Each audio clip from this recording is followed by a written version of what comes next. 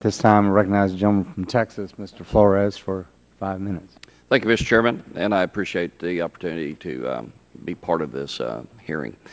Mr. Barty, in your testimony, you discussed the concern that the overlay of regulatory requirements in competitive markets may reduce the potential for these markets to provide consumers with the benefits achievable through competitive forces.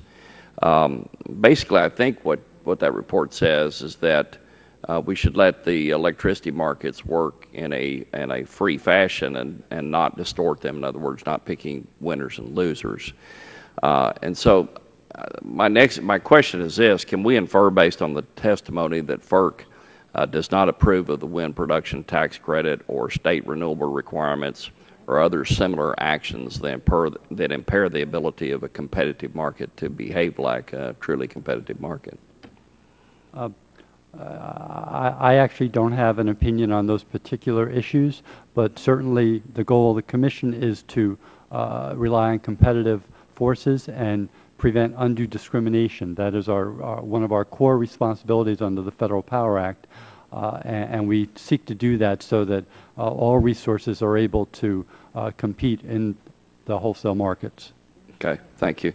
And Mr. Barty, or excuse me, Mr. Cawley, you noted that FERC has recently approved the NREC Critical Infrastructure Protection Version 5 standards, which become enforceable on April 1st of next year related to cybersecurity.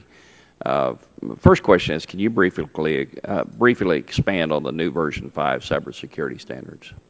Well, these are dramatically different.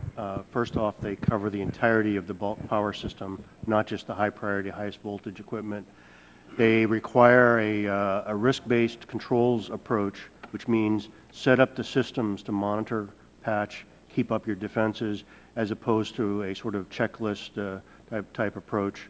And those are the predominant changes, and it's prioritized. So we'll have the most extensive controls on the highest voltage, highest critical equipment, and because of cost considerations and balancing risk, the lowest priority parts of the system will receive some amount of controls and assurance, but not as extensive. Okay. So the electricity sector is certainly subject to the standards. Is compliance mandatory? Yes, it is with everyone. Okay. Mr. Chairman, that's all my questions. I thank you, and I yield back the balance of my time.